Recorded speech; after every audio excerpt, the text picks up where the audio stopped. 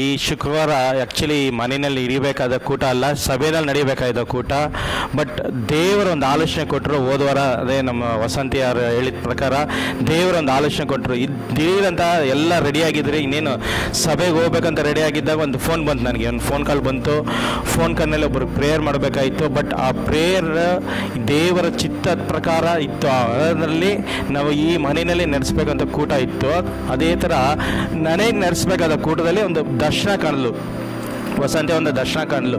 ಏನಂದರೆ ಪ್ರತಿ ಶುಕ್ರವಾರ ಒಂದು ಕೂಟ ಇಲ್ಲಿ ನಡೆಯಲು ಪಡಬೇಕು ಅಂತ. ಈ ಕೂಟದಲ್ಲಿ ಅನೇಕರು ಬರ್ತಾರೆ, ಅನೇಕರು ಪಾಲ್ಗೊಳ್ಳಾಗ್ತಾರೆ ಅಂತ ಅವಳು ಒಂದು ದರ್ಶನ ನೋಡಿ ಒಂದು ಹೇಳಿದ್ರು. ಬಟ್ ಅದೇ ಥರ ಇವತ್ತು ಯಾವುದೇ ಪ್ಲ್ಯಾನ್ ಇದ್ದಿಲ್ಲ ನಮಗೆ ಇಲ್ಲಿ ಕೂಟ ನಡೆಸಬೇಕು, ಇಲ್ಲಿ ಕೂಟ ಏನು ಮಾಡಬೇಕಂತ.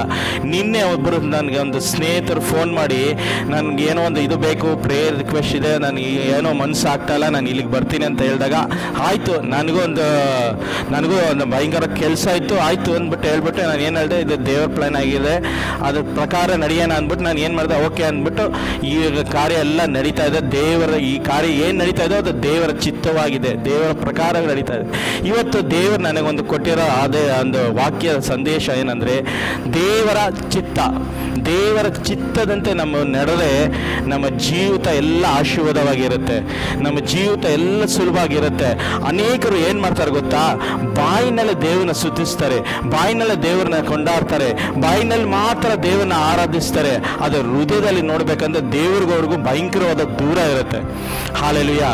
ಏನಾಗಿರುತ್ತೆ, ದೂರವಾಗಿರುತ್ತೆ. ಅವ್ರ ಹೃದಯ ನೋಡಿದ್ರೆ ದೇವರಿಗೆ ಅಂದರೆ ಏನಾಗಿರುತ್ತೆ, ಹತ್ರ ಇರಲ್ಲ, ದೇವರಿಗೆ ಒಂದು ದೂರವಾಗಿ ಅವ್ರ ಹೃದಯ ಇರುತ್ತೆ. ಹಂಗೆ ಯೇಸು ಸ್ವಾಮಿ ಎಲ್ಲಿ ನಡೀತಾ ಇದ್ರು, ಎಲ್ಲಿ ಹೋಗ್ತಾ ಇದ್ರು, ಅವ್ರ ಜೊತೆ ಶಿಷ್ಯಂದ್ರು ಅಲ್ಲದೆ 2 ಗುಂಪಿನ ಜನ ಹೋಗ್ತಾ ಇದ್ರು. ಯಾರು? 2 ಗುಂಪಿನ ಜನ ಹೋಗ್ತಾ ಇದ್ರು. ಒಂದು ಪರಿಸಾಯದರು, ಸೆರಿಕೆಯರು. ಇನ್ನೊಂದು ಗುಂಪು ಜನ ಏನಾಗಿದ್ದಾರೆ, ಅವ್ರು ಏನಾಗಿದ್ರು, ಸುಂಕದವರಾಗಿದ್ದರು, ರೋಗದಿಂದ ಬಳಲಿದವರಿದ್ದರು, ಅನೇಕ ವ್ಯಭಿಚಾರಿಗಳಿದ್ದರು, ಅನೇಕ ಕಾರ್ಯಗಳಲ್ಲಿ ಹೃದಯದಲ್ಲಿಂದ ತೌಕಪಟ್ಟವರು ಅನೇಕ ಜನ ನಡೀತಾ ಇದ್ರು. ಈ ಯೇಸು ಎಲ್ಲೇ ಹೋಗ್ಲಿ, ಏನೇ ಮಾಡಲಿ, ಅವ್ರ ಶಿಷ್ಯರಿಂದ ಈ ಇಬ್ರು ಗುಂಪು ಯೇಸು ಸ್ವಾಮಿನ ಹಿಂಬಾಲಿಸ್ತಾನೇ ಇದ್ರು, ಎಲ್ಲೇ ಹೋದ್ರು ಹಿಂಬಾಲಿಸ್ತಾ ಇದ್ರು. ಈ ಪರಿಸಾಯದರು, ಸೆರಿಕೆಯರು ಏನಾಗಿರ್ತಾರೆ ಅಂದ್ರೆ, ಅವರು ನೋಡ್ಬೇಕಂದ್ರೆ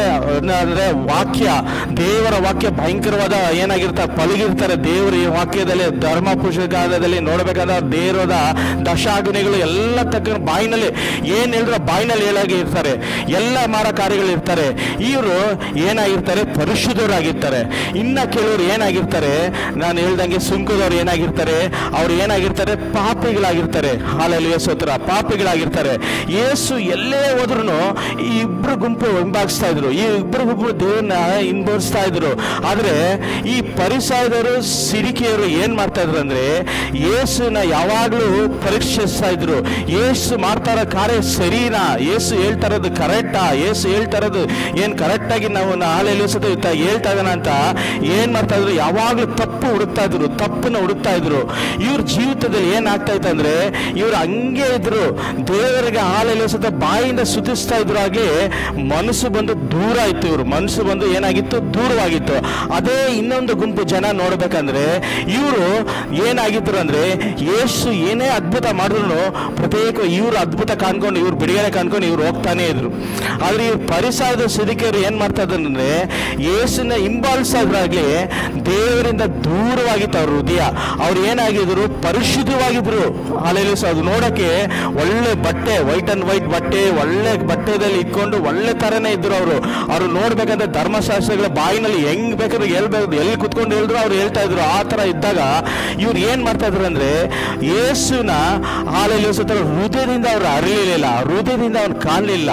ಏನಕ್ಕೆ ಕಾಣಲಿಲ್ಲ ಅಂದ್ರೆ, ಅವ್ರು ಯಾವಾಗಲೂ ದೇವರ ತಪ್ಪು ಹುಡುಕ್ತಾ ಇದ್ರು, ದೇವ್ರನ್ನ ಏನ್ತಾ ಇದ್ರು, ಪರೀಕ್ಷಿಸ್ತಾ ಇದ್ರು. ಯೇಸು ಎಲ್ಲೇ ಕೂಟ ನಡೆಸಿದ್ರು ಈತನ ನಿಜವಾದ ದೇವರ ಕುಮಾರನ, ಈತನ ನಮಗಾಗಿ ಇಳಿದು ಬಂದವನ, ಈತನ ನಮಗಾಗಿ ಹಾಲೆಲೂಯಾ ನಮಗಾಗಿ ಮೇಸಯ್ಯ, ಇವ್ ನಿಜವಾದ ಮೆಸಯ್ಯ ಅಂತ ಯಾವಾಗಲೂ ಹುಡುಕ್ತಾ ಇದ್ರು.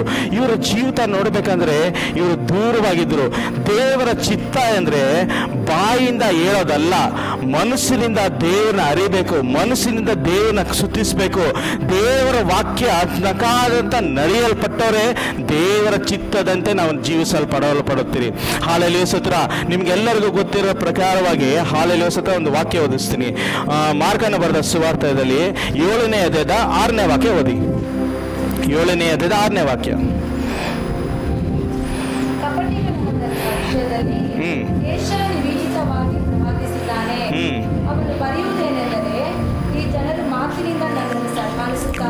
ಮಾತಿನಿಂದ ನಮ್ಮನ್ನು ಸನ್ಮಾನಿಸ್ತಾರೆ, ಆದರೆ ಅವರ ಮನಸ್ಸು ನನಗೆ ದೂರವಾಗಿದೆ. ಮನುಷ್ಯರು ಕಲ್ಪಿಸಿದ ಕಟ್ಟಳೆಗಳನ್ನೇ ಅವರು ಬೋಧಿಸುವುದರಿಂದ ನನಗೆ ಭಕ್ತಿ ತೋರಿಸುವುದು ವ್ಯರ್ಥ ಎಂಬುದೇ. Hallelujah, praise the Lord. ಈ ಪರಿಸರದವರು ಸಿದಿಕಿಯರು ಏನ್ ಮಾಡ್ತಾ ಇದ್ರು ಅಂದ್ರೆ ಬಾಯಿಂದ ದೇವರನ್ನ ಸ್ತುತಿಸ್ತಾ ಇದ್ರು, ಆದ್ರೆ ಮನಸ್ಸು ಭಯಂಕರವಾದ ದೂರ ಇತ್ತು. ಅವ್ರದ್ದು ಮನಸ್ಸು ದೇವರಿಗಾಗಿ ಹತ್ತಿರವಾಗಿದ್ದಿಲ್ಲ. ಯೆಶಾಯ ಪ್ರವಾದಿ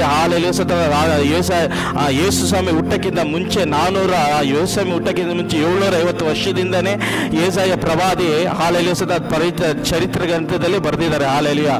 ಬರ್ದಿರ್ಬೇಕಾದ್ರೆ ಈ ಪರಿಸರರು ಇವ್ರ ಜೀವಿತದಲ್ಲಿ ಕಾಣ್ತಾನೆ ಇದ್ದಿಲ್ಲ.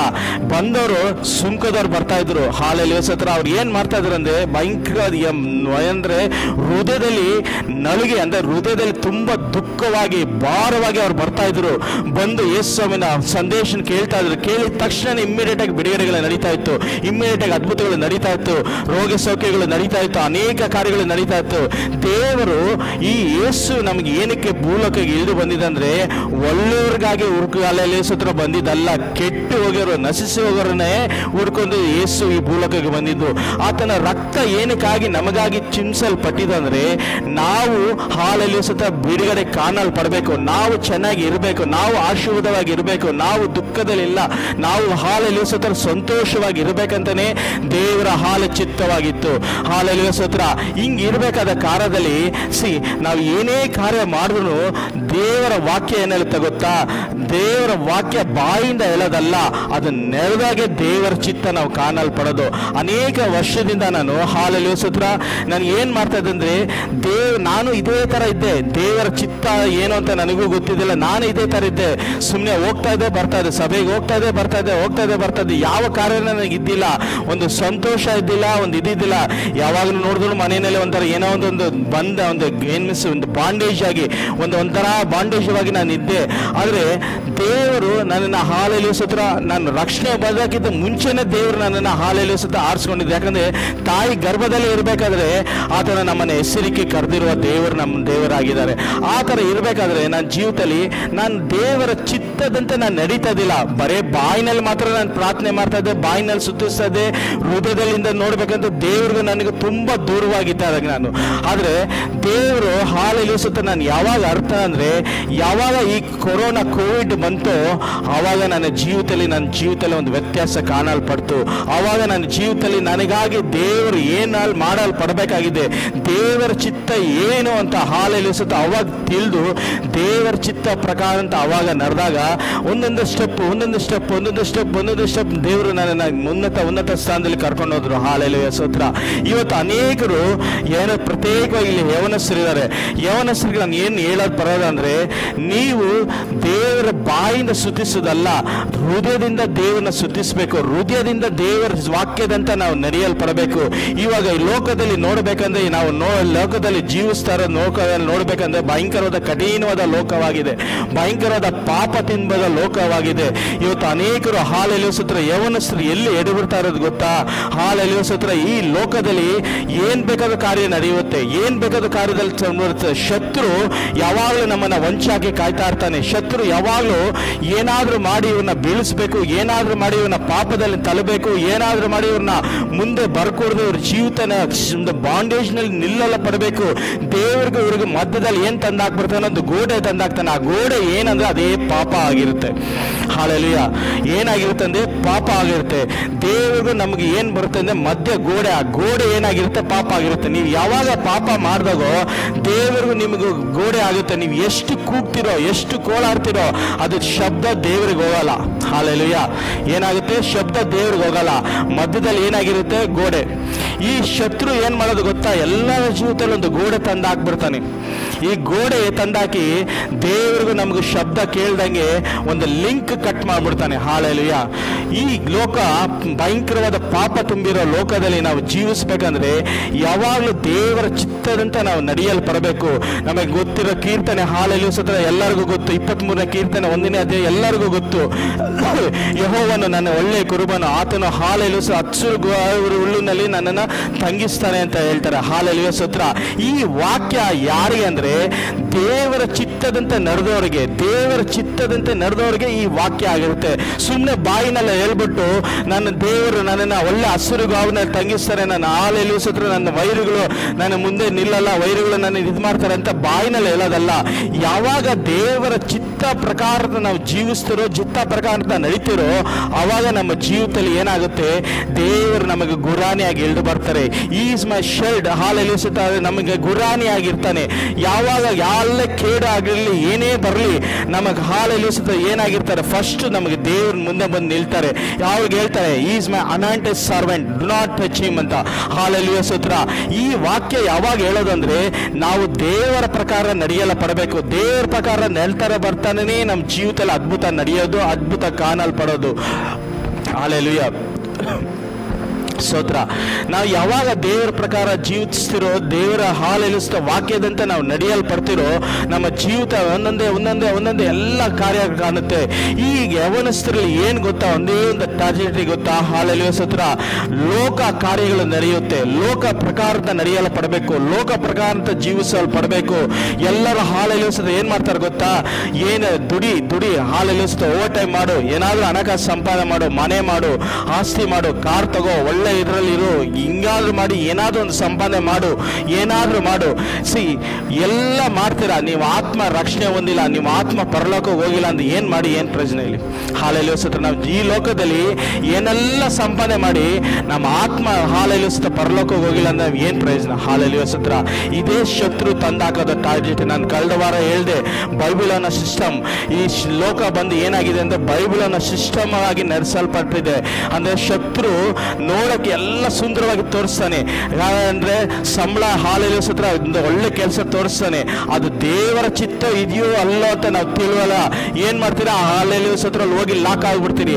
ಮತ್ತೆ ಅದರಿಂದ ಆಚೆ ಬರ್ಬೇಕಂದ್ರೆ ಭಯಂಕರವಾದ ಕಷ್ಟ ಆಗುತ್ತೆ, ಭಯಂಕರವಾದ ಇದಾಗುತ್ತೆ. ಅದೇ ತರ ಹಾಲೆಲೂಯ ಸ್ತೋತ್ರ ದೇವರ ಚಿತ್ತವುಳ್ಳವರು ಇವಾಗ ನಡೆಯಬೇಕು. ಇವಾಗ ಲೋಕದಲ್ಲಿ ನೋಡಬೇಕಾದ ಅನೇಕ ಯೌವನಸ್ಥರು ದೇವರ ಪ್ರಕಾರ ನಡೆಯಲ್ಪಡಬೇಕು.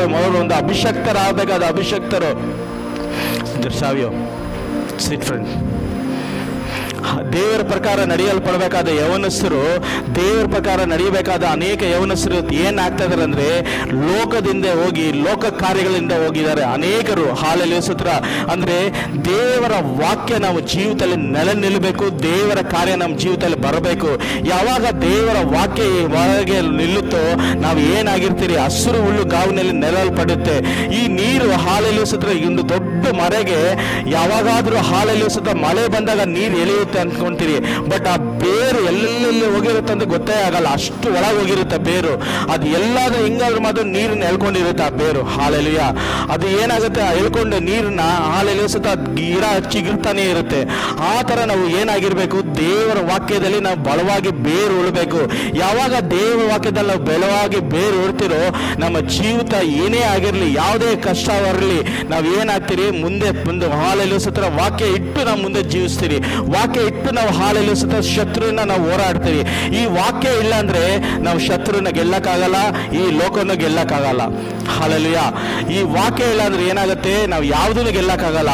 ಈ ವಾಕ್ಯ ಬಲವಾಗಿ ಬೇರು ಉಂಟೇನೆ ನಮ್ಮ ಜೀವಿತದಲ್ಲಿ ಬಿಡುಗಡೆ ಕಾಣೋದು, ಬಿಡುಗಡೆಯಲ್ಲಿ ಅದ್ಭುತಗಳು ಕಾಣಲ್ಪಡೋದು.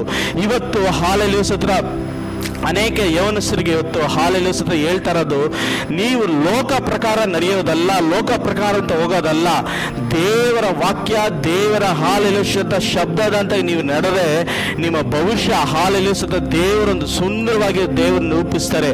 ನಿಮ್ಮ ಭವಿಷ್ಯದಲ್ಲಿ ಯಾವ ಕೊರತೆ ಇಲ್ಲದೆ ದೇವರ ಆಶೀರ್ವಾದ ಮಾಡ್ತಾರೆ. ಹಾಲೆಲೂಯ ಸ್ತೋತ್ರ.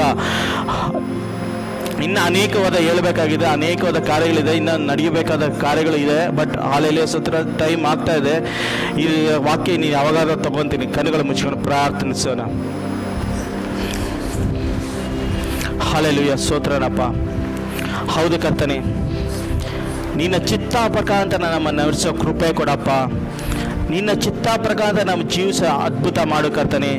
ಪರಿಸರರು, ಸಿಡಿಕೆಯರು ಅವರು ಹೌದು ಕರ್ತನೆ, ಯಾವಾಗಲೂ ನೀನನ್ನು ಹಿಂಬಾಲಿಸ್ತಾ ಇದ್ರು, ಯಾವಾಗಲೂ ನಿನ್ನ ಜೊತೆನೇ ಇದ್ದರು. ಆದರೆ ಅವ್ರ ಜೀವಿತದಲ್ಲಿ ಒಂದು ಬಿಡುಗಡೆ ಕಾಣಲಿಲ್ಲ, ಅವ್ರ ಜೀವಿತದಲ್ಲಿ ಯಾವಾಗಲೂ ಕಾರ್ಯಗಳು ಕಾಣಲೇ ಇಲ್ಲ. ಆದರೆ ಕರ್ತನೆ, ಇವತ್ತು ನಾವು ಹಾಲೆಲೂಯ ಇಲ್ಲಿ ಕೂಡ ಬಂದಿದ್ದೀರಪ್ಪ. ನಿನ್ನ ಚಿತ್ತದಂತೆ ನಮ್ಮ ಜೀವಿತನ ನಡೆಸು, ನಿನ್ನ ಚಿತ್ತದಂತೆ ನಮ್ಮ ಜೀವಿತನ ಆಶೀರ್ವಾದ ಮಾಡು. ನಿನ್ನ ಕೃಪೆ ಇಳಿದು ಬರಲಿ, ಸಾನ್ನಿಧ್ಯನ ಇಳಿದು ಬರಲಿ, ದಯೆ ಇಳಿದು ಬರಲಿ. ಬಿಡುಗಡೆಗಳು ನಡೆಯಲಿ ದೇವರೇ, ಅದ್ಭುತಗಳು ನಡೆಯಲಿ ದೇವರೇ. ಹಾಲೆಲೂಯ ಶಬರ ಬರ ಬರ ಬರ ಬರ.